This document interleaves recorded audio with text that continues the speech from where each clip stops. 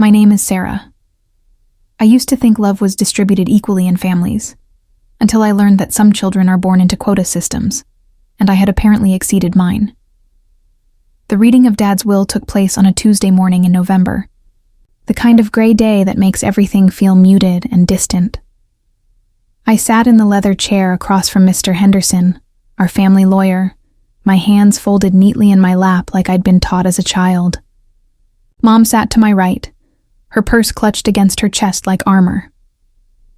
My brother Jake sprawled in his chair with that casual confidence he'd worn since childhood, and my sister Emma perched on the edge of hers, already calculating, already planning. Mr. Henderson cleared his throat and began reading. To my son Jacob, I leave the family home on Maple Street, along with all its contents and memories. Jake nodded, unsurprised. To my daughter Emma, I bequeath the lake cabin and the boat, knowing how much peace she finds by the water. Emma smiled, her eyes already glistening with tears that seemed more relief than grief. Then silence, a pause that stretched too long, filled only by the ticking of the grandfather clock in the corner. I waited. We all waited. But my name never came. Mr. Henderson folded the papers with practiced efficiency. That concludes the reading of the will. The air in the room felt thick, suffocating. I looked at Mom, expecting confusion, expecting her to ask about the oversight. Instead, she offered me a tight smile and murmured, "He must have thought of something for you, dear. These things take time." But there was no time. There was no something. There was just the quiet, uncomfortable realization that in death, my father had made official what had been true my entire life. I was optional. Before we continue, drop a comment. Where are you watching this from, and what time is it there? I'd love to know how far this story is reaching, especially if you've ever felt invisible in your own family. I didn't cry in that office. I didn't demand explanations or throw accusations like grenades. I simply gathered my purse, kissed Mom's cheek, and walked to my car with the same measured steps I'd used to exit 1,000 other rooms where I'd been forgotten. The drive home was a blur of familiar streets that suddenly felt foreign. Every house I passed seemed to glow with warmth, with families who remembered to set places for all their children.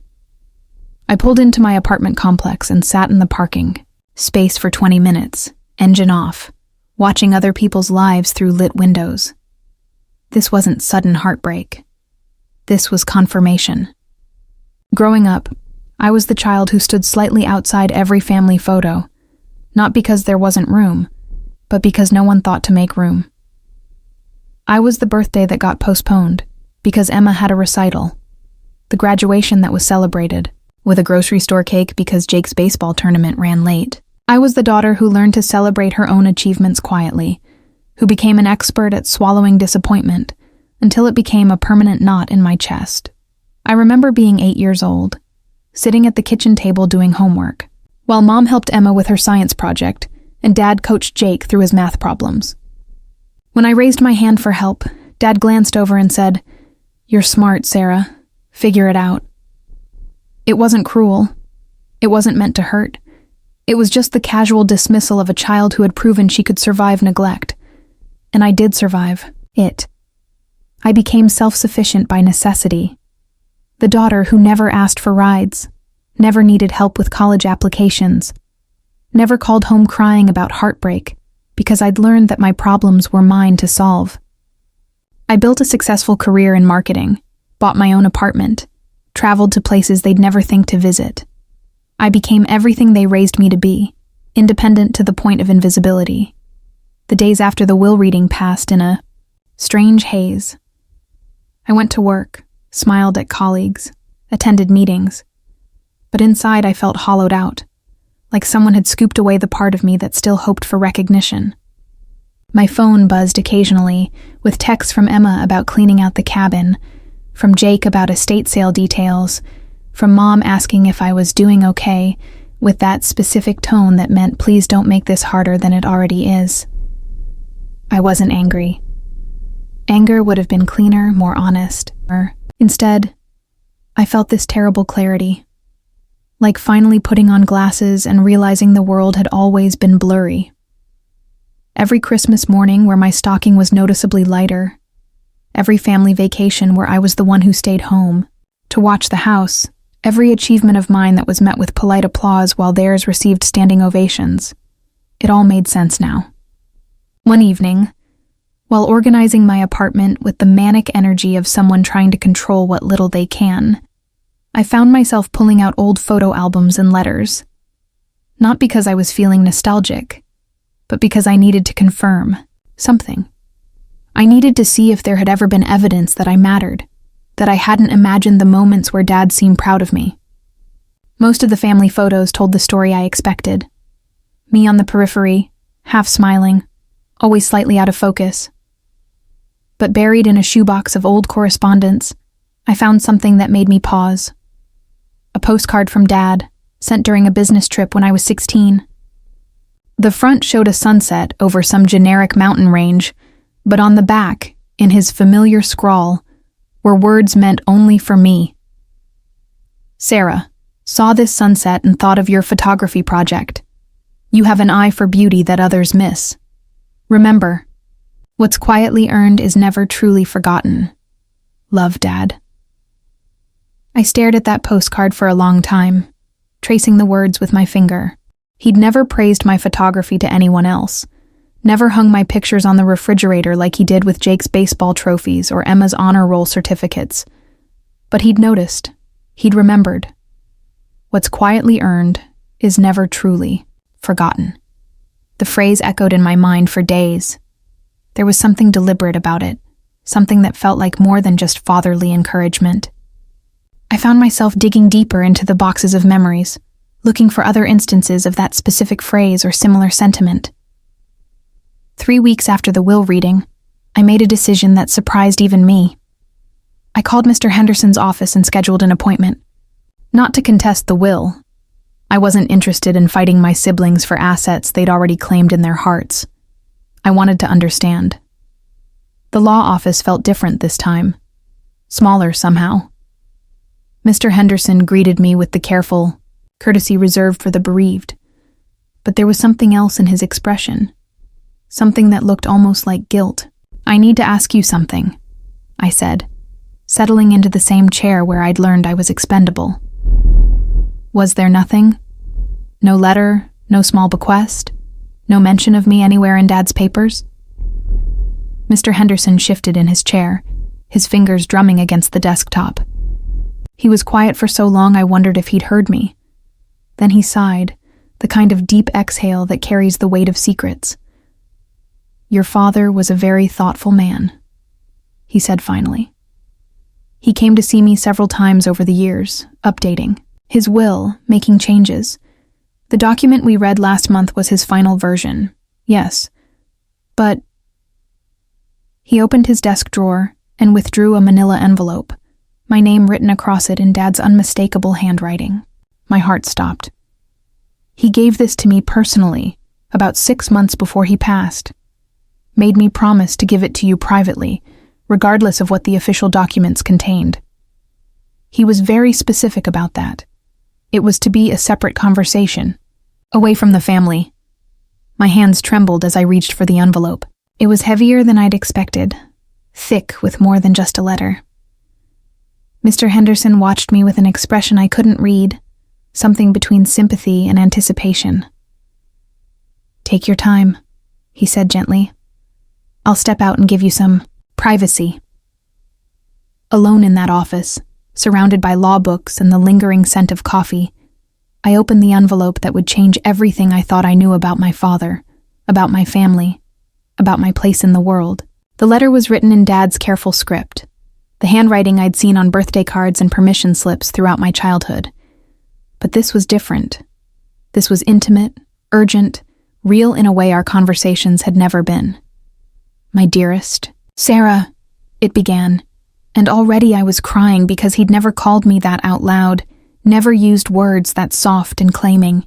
If you're reading this, then I'm gone, and you've sat through a will reading that left you feeling forgotten. I need you to know that was never the truth of how I felt about you. It was strategy, and I pray you'll forgive me for the pain it must have caused. Strategy. The word hit me like a physical blow. I had to stop reading, had to breathe, had to prepare myself for whatever came next. You were always the strongest of my children, Sarah. The most independent, the most capable of standing on your own. Jake and Emma, they need things handed to them, need their paths cleared and their futures secured. They've never learned to fight for what they want because they've never had to. But you've been fighting your whole life, earning everything, through your own merit, building something real and lasting. I pressed the letter against my chest, feeling my heart pound against the paper. He'd noticed. He'd seen. What's quietly earned is never truly forgotten. Do you remember that postcard? I wrote those words because I could see even then that you were building something your siblings never would. Character, integrity, the ability to succeed without anyone's help or approval. The letter continued, explaining his reasoning, his hope that by leaving me out of the obvious inheritance, he was protecting me from becoming dependent like my siblings had. But there was more. So much more. Beneath the letter were documents. Bank statements showing an account in my name that had been growing for years. Funded by Dad's quiet contributions from a business venture he'd kept separate from the family finances. Stock certificates for a small company he'd helped build. Shares that were worth more than the house and cabin combined. A trust fund that would ensure my future in ways that went far beyond what Jake and Emma had received. But more than the money, more than the financial security, was the final paragraph of his letter. I know I failed you in many ways, Sarah. I was so focused on making sure you became strong that I forgot to show you that you were loved. I thought, if I pushed you to be independent, you'd never be hurt the way I was hurt, never be disappointed by people who were supposed to protect you. Instead, I became one of those people. I'm sorry for every birthday I missed, every achievement I didn't. Celebrate properly, every moment you felt invisible in your own family. The truth is, you were never invisible to me. You were the child I worried about least because I trusted you most. You were the daughter I was proudest of because everything you accomplished on your own.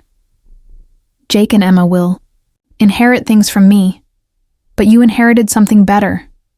The knowledge that you don't need anyone else to define your worth.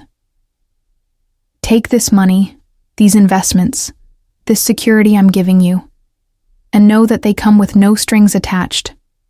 You've already proven you can succeed without them. Now you can succeed with them, on your own terms, in your own way. You are not forgotten, my daughter. You are not overlooked. You are the one I trust to carry forward the best of what our family could be. The letter was signed simply, "With love and respect, Dad." I sat in that law office and sobbed. Not from grief, not from years of accumulated hurt, but from the overwhelming relief of finally being seen, of discovering that my father's silence hadn't been indifference. It had been a different kind of love, expressed in the only way he knew how. When Mr. Henderson returned, he found me staring out the window, the papers spread across his desk, like evidence of a different life than the one I'd been living. "How long have you known?" I asked. "About the letter, since he gave it to me? About the investments and the account?" I helped him set them up over the years. Your father was very clear about his intentions, Sarah. He wanted to give your siblings security, but he wanted to give you freedom. Freedom. The word settled over me like a warm coat I'd never known I needed. I walked out of that law office, carrying more than documents. I carried a new understanding of myself, of my father, of what inheritance really means. The money was substantial, yes, but the real gift was knowing that I hadn't been forgotten. I'd been chosen to be strong enough to handle being misunderstood, chosen to be independent enough to thrive without validation, chosen to be resilient enough to build something lasting from nothing. The drive home felt different this time. The same streets that had felt foreign weeks ago now seemed to shimmer with possibility. I wasn't the forgotten daughter anymore. I was the daughter who had been entrusted with the greatest gift of all, the knowledge that my worth had never been in question.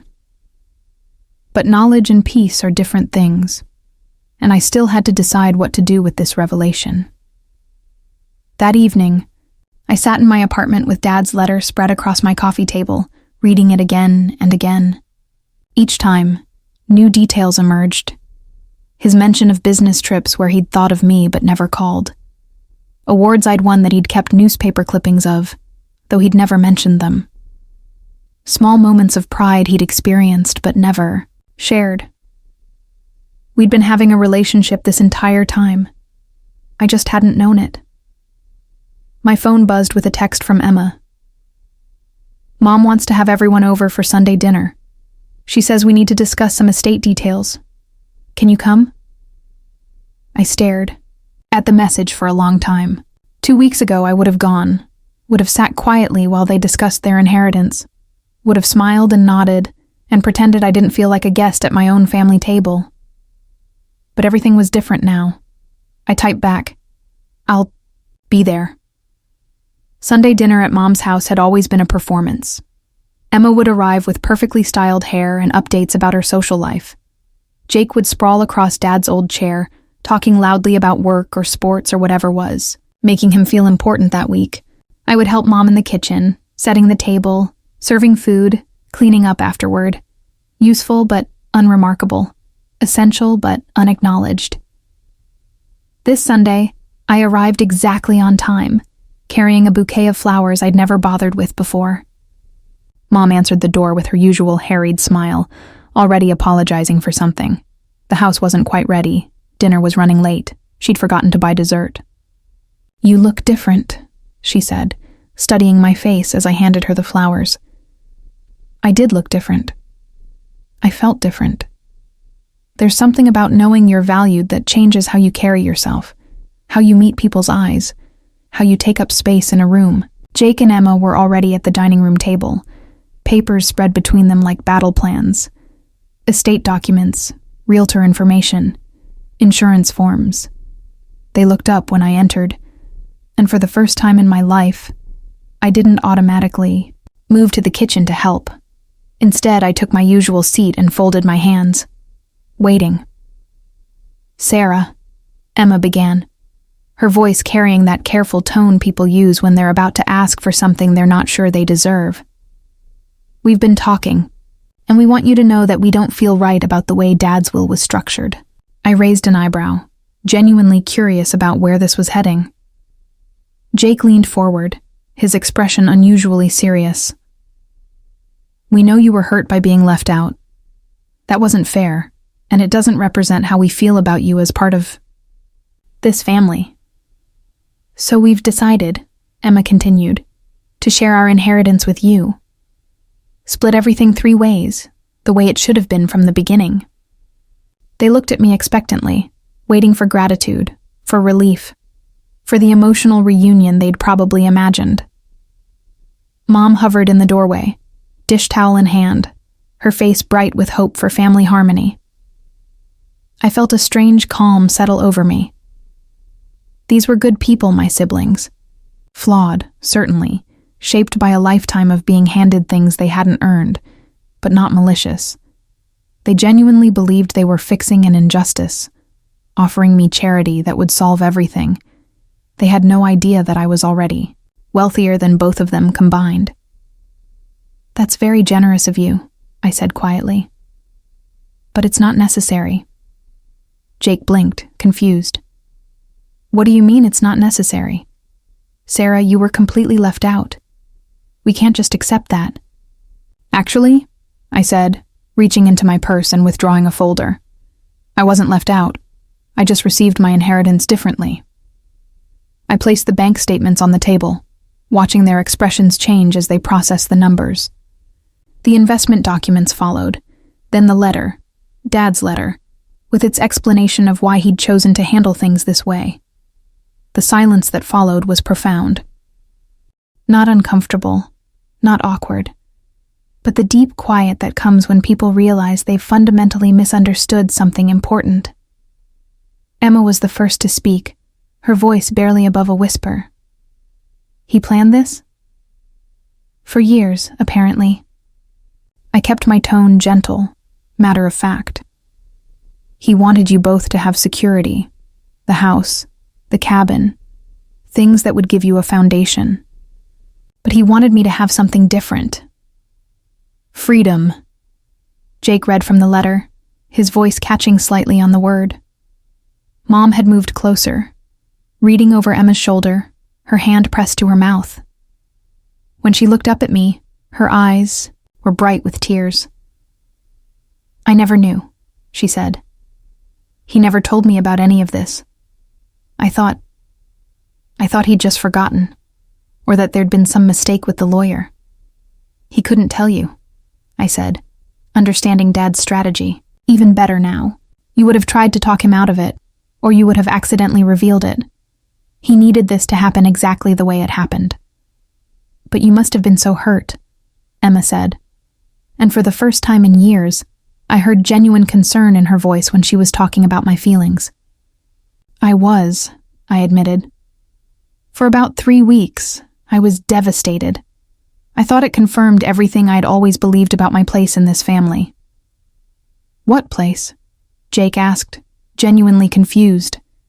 And that, perhaps more than anything else, showed me how differently we'd experienced our childhood. To him, to Emma, we'd been 3 equally loved children with different personalities and interests. They'd never noticed the subtle ways I'd been pushed toward independence, never recognized the pattern of my achievements being acknowledged, but not celebrated, my problems being dismissed as things I could handle on my own. It doesn't matter. Now, I said, and meant it. What matters is that Dad knew exactly what he was doing. He gave you what you needed, and he gave me what I needed. We talked for hours that evening, really talked, maybe for the first time as adults. Emma told me about feeling pressured to be perfect, to live up to being the easy daughter. Jake admitted to anxiety about living in Dad's shadow, about whether he'd ever measure up to the business success Dad had achieved. Mom shared stories about Dad's quiet pride in my accomplishments, mentions he'd made that she'd never thought to pass along. I learned that my invisibility hadn't been as complete as I'd thought. They'd noticed my absence at family events, wondered why I seemed so self-sufficient, worried that they'd somehow failed me as siblings. But they'd interpreted my independence as preference rather than survival mechanism, my quiet achievements, as evidence that I didn't need the same kind of support they required. We were all shaped by the same father, but we'd each received a different version of his love. As the evening wound down, Emma helped me gather the documents back into their folder. I'm proud of you, she said quietly. I don't think I've ever told you that, but I am. You built this whole successful life completely on your own, and now you have this foundation to build on top of it. Dad was right. You didn't need what we needed. Jake nodded, his expression thoughtful. I always wondered how you seemed so confident about everything, how you never seemed to worry about money or career stuff the way Emma and I do. I guess now I know you'd already learned to count on yourself. When I left that evening, Mom walked me to my car. The October air was crisp, full of the promise of winter, but I felt warmer than I had in years. Your father loved you very much, she said, her breath visible in the cool air. I can see that now, in ways I couldn't before. He saw something in you that he wanted to protect and strengthen. I'm sorry we didn't understand.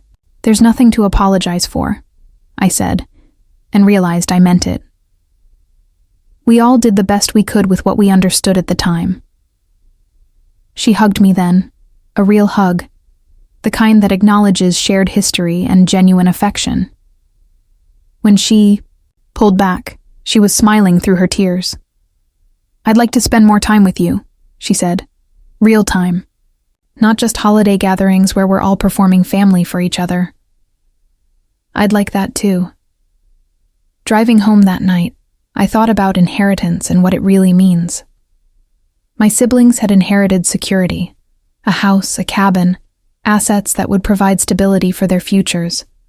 I had inherited something different, but equally valuable. The knowledge that strength can look like abandonment when you don't understand the intention behind it. That love can be expressed through challenge as much as comfort.